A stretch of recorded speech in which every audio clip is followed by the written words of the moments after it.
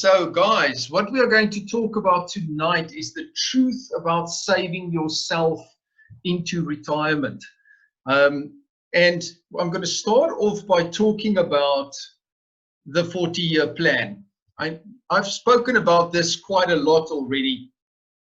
And what we've been taught since we were very small, and I want to run through that again because this is traditionally how they taught us the solution for retirement is going to be. So it goes something like this. Firstly, you get a good education. Preferably, you go study after school, but if you don't have that opportunity, you get your matric at least. So you get a good education. After you get your education, you find a stable job, preferably with a large company, and that company must preferably have a good pension fund or some benefits. You then earn a secure salary. So make sure that you get a company that gives you a good salary that will give you some security in life. And I think what we've all seen over the last couple of months is that that security doesn't mean too much when things go south. Then you live within your means. Don't overspend. Make sure that you keep a good budget. Don't drive a car that you can't afford. Don't stay in a house that you can't afford. Keep living within your means. Don't make unnecessary debt. Save as much as you can. So put money away into a retirement annuity, into your pension fund, into your endowments. Save as much money as you can. Then you stop working when you get to age 65. That's about 40 years after you started working. And then you live off your savings and enjoy your golden years. So that's basically the recipe. Now, not all of that is bad advice. I mean, there's some good advice there. Nothing there is inherently wrong. I mean, getting a good education is not a wrong advice. Living within your means is not wrong advice. Where the problem comes in is that living off your savings and save as much as you can, because we've been taught that savings alone is the answer to retirement. As long as you save enough money, you will be able to retire comfortably. And the problem with that is the amount of money that you need to save over your lifetime to generate enough income is astronomical. And I'm not going to go through the statistics again about 96% of people can't retire. All those statistics that I use in the presentation, I mean, you guys have heard all of that. I think we all can agree that the 40-year plan has basically been a failure. People cannot retire after 40 years. They can't retire comfortably. Now, what happened is that defined benefit became defined contribution. So in the past, in our parents' generation and our parents' parents' generation, you could still sort of follow that 40-year plan, because what typically happened is you started working at a company, a big company like Eskom or Telkom or any of these big companies, a big mining company, and you knew you were going to stay at the same company for 40 years.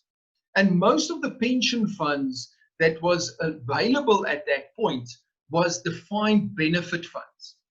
Then around the 80s and 90s, 1980 to 1990, most of those defined benefit funds, those companies started converting from being defined benefit funds into being defined contribution funds.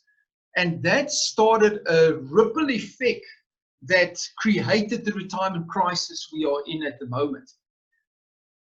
Funnily enough, and I don't know if it is that funny, but funnily enough, the people that were driving this move from defined benefit to defined contribution were the trade unions. And again, what they were fighting for is more clarity, but what they actually created was a worse situation for the employees. So let me quickly explain what a defined benefit fund is. A defined benefit fund is, what happens is you go work for a company, you put a percentage of your salary into the fund every single month, but the company then guarantees you, or the fund guarantees you, a percentage of your final salary for the rest of your life once you retire. And that is typically linked to what your income was before you retire. They call it your final average salary, which is typically the average of your last 2 years' salary, multiplied by a factor. So for every year, you add a 2 times factor, 2% of your salary as a factor that they will pay. So let's look at, for example, so let's say, for example, you work for a company for 10 years, they would then pay you 2 times 10, that's 20% of your final average salary as a guaranteed income for the rest of your life until you passed away, with an increase every year until you pass away. Now, if you look at that, if a person then stayed with the company for 30 years, they would typically get 60% of their salary guaranteed for the rest of their life. The risk in that situation sits with the company, because the company has to make sure that it gets enough contributions in, invests the money, because the fund is reliant, or the fund has to give the people that income. It's a guaranteed income. So all the risk sits with the company and the fund. Then everything became defined contribution funds. So what then happened is they said, okay, so the company contributes a percentage of your salary, typically 7.5%. You contribute a percentage of your salary, typically 7.5%. That 15% then gets invested into a fund, and whatever's there at the end of the term is yours to invest for yourself. Now, again, if you then stayed at a company for 40 years, they would do the calculation and it will work out very similar to the defined benefit fund, because if you look at what the total amount in your capital would be and you invest that, you could typically get about 60 to 65% of your salary as a monthly pension. The problem was that with this change from being defined benefit to defined contribution funds, the employment situation changed, where people didn't stay with these big companies for 40 years, 30, 40 years consistently anymore. People started to move from one company to another company more often. And then what happens is, especially when they are still young, they stay with the company for 6, 7 years, leave the company to move to another company, and then what typically happens? They take the money out of their defined contribution fund, they pay off some debt, they do things with it, and then they start from zero again. And suddenly the typical 40-year plan became a 30-year plan, became a 20-year plan, and sometimes became a 10-year plan. And that is why we are sitting in the crisis that we're sitting in. You very, very, very seldom these days get somebody that starts working with a company and stays with that company throughout their career until they retire. People jump around. Now, with a defined contribution fund, all the risk is moved from the fund or the company to the individual. So if that money that is in your fund at the end of the term is not enough to give you enough income, that is your problem. It's not the fund's problem. They do not guarantee you an income anymore. So that has been one of the biggest contributors towards where we're sitting with the retirement crisis, was the move from being defined benefit funds to being defined contribution funds. The only defined benefit fund still active in South Africa is the Government Employees Pension Fund. And we all know the fears and the risks around that at this stage. But defined benefit fund is something that I always tell people to hold on to as long as possible. So why is savings alone not the answer? So why can't people save themselves into retirement? The first thing is, it is only focused on capital assets. So savings focuses on one type of asset, and that is capital. So that you put money into an investment, it builds capital, that capital gives you growth or interest, and you try and live off that interest. But the problem is, one asset is not enough to make provision for all your retirement needs. It also creates passive investors. This is something that I'm very passionate about, is that we've been conditioned to become passive investors. And with savings, it's so easy to become a passive investor, not be involved in our own investments. So what happens is, the financial advisor comes and sees you, the broker comes and sees you, the guy from the pension fund or the provident fund for the company that you work with, they sit with you and they say to you, listen, this is the amount that we're going to deduct. this is the amount that you're going to put into a retirement annuity. You're going to put it into these funds. You sign on the dotted line. The insurance company or the financial institution comes every month, takes the money off your salary or takes the money out of your account. It goes into some kind of a fund, and you hope that they do something with it. The problem with that is most of the time they don't. And we had these estimated maturity values that we're going to have these millions if it grows by 9% or 11% or whatever they estimate. And then most of the time when we get to retirement, it hasn't given us the returns nearly what they predicted it was going to be. And because we are passively involved, we only figure that out a couple of years before retirement when we start asking questions. And suddenly we then realize that what we were thinking was going to happen and what is actually happening is two completely different scenarios. The third reason, and this is a very big reason, is people overestimate the value of capital. People typically make this calculation in their head. They say, well, I'm going to retire and my fund is going to give me 3 million rand. If I take 3 million rand and I invest it at 10%, not that you're going to get 10% in this market where we are in at the moment, but it makes my maths easier. So I'm going to get 10%. That gives me 300,000 rand a year in interest. That means I can take 25,000 rand a month. I'll be okay with 25,000 rand a month. The problem with that is that doesn't include inflation. And then what happens is because people overestimate the value of capital, they very soon get into what I call the death spiral. And this is what happens with the death spiral. You have your initial capital, the 3 million. At the end of year one, you don't need 25 anymore. You need 27.5.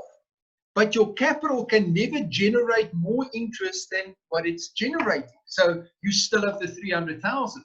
Because the next year you have a higher income need, you have to take some of your capital to make provision for that higher income need.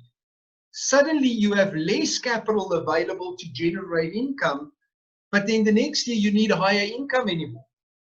The higher income creates a situation where you have less capital available. Less capital has to generate a higher income, and then that is what happens. You start getting into this death spiral. Unfortunately, one of the things that happen with the death spiral is it starts very, very slowly. People go through 3, 4 years, 5 years before they realize that they are in the death spiral. Because in the beginning, it's only like, I've only used 5,000 out of my capital, it's okay. Next year, I've only used 15,000.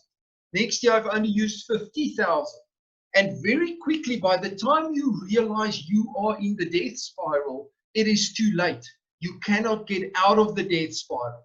And then very quickly, and it's usually about 5 years after retirement, where people then have to sell their houses, downscale, buy a smaller car, look at how they can cut their expenses, go back to work, start doing something on the side to generate income.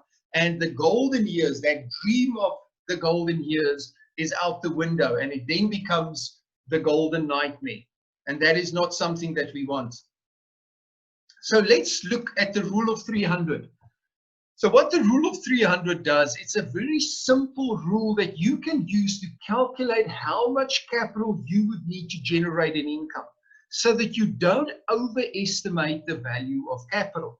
So what the rule of 300 does, it's not 100% accurate, but it gives you a very simple calculation that you can do that can give you an estimate. And what it does is it shows you how much capital you would need to generate a specific amount of income growing with inflation for a 25-year period. So how that works is you determine the capital needed to generate an income or the income you have available or you can have available from a specific amount of capital. So if you want to generate the capital needed to generate an income, you multiply the income by 300. So if you say, listen, I want to generate 10,000 Rand a month's worth of income, you multiply it by 300 and it will tell you that you need approximately 3 million in capital to invest to give you 10,000 Rand a month, growing with inflation sustainably for a 20 to 25-year period. On the other hand, if you get a capital amount, so you go, you take your pension fund statement, and your pension fund statement says, listen, I've got 3 million rand in my pension fund as I am sitting here. If you want to determine how much money that can generate as an income, you take that 3 million, divide it by 300, and it will give you 10,000 rand a month. So for those of you who are on a pension fund or do have a retirement annuity at the moment, go to look at your values and do that calculation and say, well, my retirement annuity is currently worth 300,000 rand. That means I have replaced 1,000 rand a month of my income. And you will very quickly realize what the scope is of the task ahead of you that you need to try and achieve to get to retirement by just saving. So if you want an example, 10,000 rand per month times 300 gives you 3 million capital. 6 million capital divided by 300 gives you 20,000 rand per month. The second rule you need to know is what I call the rule of tens. So what the rule of tens does is it helps you determine the future value of your money. So it calculates how much your money will be worth in 10 years, 20 years, 30 years from now, because we all need to take inflation into account. So the buying power that we have this year is not the same as the buying power we have in the next year. So the rule of tens work roughly on a 6% inflation rate. So what that does is it says for every 10 years in the future, you will need double the income that you have today to maintain the same standard of living or have the same buying power. And that's roughly at a 6% inflation rate. And I have tested this. I've gone back to 2010, to 2000, and I've taken something like a loaf of bread, and you can almost check it every 10 years, the price doubles. So if we're paying 15 rand for a loaf of bread today, chances are that by 2030, we're going to pay about 30 rand for a loaf of bread. That's just how things work. I still remember when I was small, I was like in primary school still.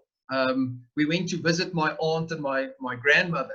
And I still remember my mom and my aunt sitting, talking to each other and saying, you know, one of these days we are going to pay 2 rand for a loaf of bread. Can you imagine how are we going to survive if a loaf of bread is going to cost us 2 rand? And now we're paying 15 rand for a loaf of bread. So do not think that when we talk about these figures, I am exaggerating. Go back and go check it. You will see how inflation has this effect on your income. So the example is, if you want to retire with an income of 20,000 rand per month in 30 years' time, how much income would you need in 30 years to have the same buying power as 20,000 rand today? So in 10 years, you will need 40,000 rand per month. In 20 years, you will need 80,000 rand per month. So not 60, so it's not 20 plus 20, it's 20 times 2 and then times 2 again. And in 30 years, you will need 160,000 rand per month to have the same buying power as 20,000 rand in today's money terms. So guys, you can go and sit and do your own calculations. If you are 30 years old and you want to retire at 65, you can go calculate it. If you are 40, you want to retire at 60, you can go and calculate it and see what is the amount of income you would need to have the same buying power as you have today. So how do we combine both?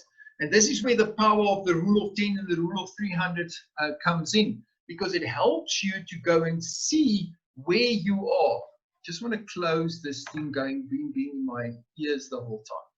Okay, so if we want to combine both, let's look at an example. How much capital would you need in 30 years to retire with 20,000 rand per month today? So the first thing you need to do is you need to calculate what that 20,000 would be worth, or how much money you would need in 30 years to have the same buying power as 20,000 today. So in 30 years, 20 times 2 gives you 40,000 in 10 years, 80,000 in 20 years, 160,000 rand in 30 years per month. Then you take that 160,000 and you multiply it by 300 to get the capital that you would need. And that will give you a 48 million rand in capital that you would need to retire with 20,000 rand per month in today's money terms in 30 years from now. So guys, go take your pension fund, take your provident fund. They give you estimated maturity values. On your retirement annuity, they give you an estimated maturity value. Look at how many years that is. If it's in 30 years, you divide it by 2 to get it into 20 years. You divide it by 2 again to get it to 10 years. You divide it by 2 again to get it today. And then you divide it by 300 to see how much that retirement annuity is actually going to be worth for you on a monthly basis. So please do not look at these big figures and go in or lull yourself into a sense of security that you're going to be okay because your retirement annuity is going to give you 10 million rand by the time you are 65 years old. So let's put it in perspective of a few actual figures. Why savings alone is not the answer. So what I did is I did a calculation that says, what would your monthly savings need to be to retire with an income of 1,000 rand per month when you reach age 65? So remember, this is to get to 1,000 rand income per month by the time you are 65. So if you are 25 years old now, to have 1,000 rand a month available, you would need 3.27 million. So these are more accurate figures than just the typical rule of 300, rule of tens. I've done it with a financial calculator. So you would need 3.27 million rand to retire with 1,000 rand a month in today's money terms. To get there, you will have to start putting away 158 rand a month, increasing that 158 rand a month every year by 10% until you are 65 years old to get 1,000 rand income by the time you are 65. Now, I'm sure you would agree with me, that doesn't sound too bad. It's 40 years, 158 rand starting point, not too bad. The problem is that only gives you 1,000 rand a month. So let's take that to 10,000 rand a month. Now you have to put away 1,580 rand a month. Let's make it 20,000. You have to put away 3,160. 30,000. You see where we are going with this? It's 4.5, almost 4,600-700 rand a month. If you are 25 and you want to retire with 30,000 rand a month in today's money terms. But that's still the easy one. Let's look at if you are 40 now and you're only starting to save now. To get to 1,000 rand, you would have to start putting away 392 rand a month. From today, growing with, increasing that with 10% every year until you are 65. Again, you look at 10,000 rand a month income, that's 3,900 rand a month. You look at 20,000, that's almost 8,000 rand a month that you have to put away. To put it in a different way, for every 1,000 rand that you earn that you want to replace in retirement, you would have to put away 40% of that to get to that same amount in retirement. 40% of your gross income you would have to put away to get you to the same point when you get to retirement and if you only save. If we look at 55, then we are in big trouble. Because for every 1,000 rand, you would have to put away 1,476 rand a month. So to get to 10,000, you would have to put away 14,000 rand a month from 55 to 65. Now, those of you who have seen the coaching presentation, it shows, or one of the statistics I share with people is that 54% of people who have less than 10 years to retirement are saving for retirement. So 46% of people that have 10 years left are not saving anything. So they are zero, which means if they want to get to 1,000 rand, they have to put 1,400 rand a month away. Guys, I think you can all agree that savings alone is not the answer. If we're going to keep doing what everybody else has done, we're going to keep getting what everybody else got. We need to start changing the way we look at retirement. So what does the future of retirement look like? The first thing I believe is we need to redefine what retirement means. We need to get away from the thing where retirement is at age 65 or at age 70. Or retirement means the day that you stop working. And we need to start looking at retirement as the day that you can work because you want to work, not because you have to work anymore. That is the day you get to retirement. The second thing is we need to start building passive income. So active income is the income that you earn for what you do. So what you do and what you earn is interlinked with one another. You work, you get paid. You don't work, you don't get paid. These two are interlinked. You have to immediately start to slowly build passive income to disconnect what you do and what you earn from one another over a period of time. It's not a once-off event. It's not saving enough capital and then one day, whoop, the two disconnects and you don't have to work anymore, but you still get paid. You have to slowly start disconnecting and be actively involved in understanding where you are against what you need and how much of your income you have already replaced. And we need to start using 3 types of assets to get to retirement and not just one type of asset. So capital assets, the fact that we've been taught to save ourselves into retirement is not wrong. It is incomplete. So it is not that the advice of living within your means, putting money away, is the wrong advice. It's just that the advice is incomplete. It doesn't teach us the whole recipe. It's like teaching somebody to bake a chocolate cake, but leaving out the eggs and the chocolate, the cocoa. So how are you going to bake a chocolate cake? It's not going to work. And that's what's happening.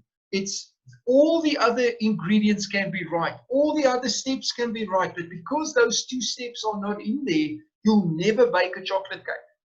And that is what it is not complete. So you need to use 3 types of assets. You need to use capital assets. So yes, you must have capital assets, but your capital assets are used as a stepping stone to the other assets. You must create business assets that create multiple sources of income through leverage. And the key there is leverage, because each of us only has a certain amount of hours a day. You cannot work more than 24 hours a day. And I want to see you try work 24 hours a day. So you only have an X amount of time available. You only can charge X amount of rands per hour. But if you can build business assets that start generating income through leverage, that is how you start building passive income streams. And then we need to invest in fixed assets. Assets that generate income as a result of the asset, not what you do in the asset. So this sounds a little counterintuitive. But what you want to do through your life is you want to start removing yourself and moving away from the things that make you money, from the sources of your income. The traditional wisdom is you want to be so close as possible to the source of your income. If you get money from a company, you want to be at work every single day. If you have a business, be involved in your business. Don't walk away. But if you want to be successful, look at what all other unsuccessful people do and do exactly the opposite. So what you want to do is you want to start moving away from your sources of income, not closer to your sources of income. Now, most of you have seen this before because I do talk about it in our coaching as well. But this is the exact solution to retirement. This is if you take everything we do as a company, and you put it on one graph, this is the graph. We have active income, and you slowly start building passive income streams until you reach your breakout point. Your breakout point is where your passive income are equal or more than your active income, because then you are free. The mistake that most people make is when they do start building passive income streams, they add it to their active income. So they define it as lifestyle income. It goes into their lifestyle account, their check account. And then what happens is, as they start building this passive income, the need for active income keeps increasing as well. And then we start chasing our tail because these two lines can never meet. So the key here is that if you want to get to your breakout point, you need to redefine or define every source of income that comes into your portfolio, whether it is freedom income or if it's going to be lifestyle income. If it is lifestyle income, it goes into your check account or your fixed cost account, and that is there to fund your lifestyle.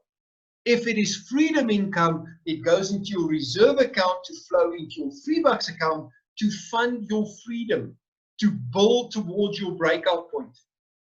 I see a lot of people who have done the right thing. They've started building passive fixed assets. They've bought properties. They have a business, a side hustle that generates some income for them. But the mistake is they put everything into one pot. So they can't start building momentum because all the money goes into one pot and pays one group of expenses. And because they're not defining it, because they're not separating it, they don't have a fixed idea of what is used to build momentum and what is used to pay for their lifestyle. Guys, thank you for listening to me. If you want to know a little bit more about this, or you want to find out how we do it, for those of you who aren't students yet, you are welcome to join us at any Tuesday evening at 7, Wednesday evening at 7, and Thursdays at 2 o'clock in the afternoon for a coaching presentation where we do share with people our system to teach people to get to the breakout point. How we take people through that whole process through 4 levels of coaching, starting with financial stability, moving to security, then going to gain, and then going to financial abundance. Thank you very much for joining me.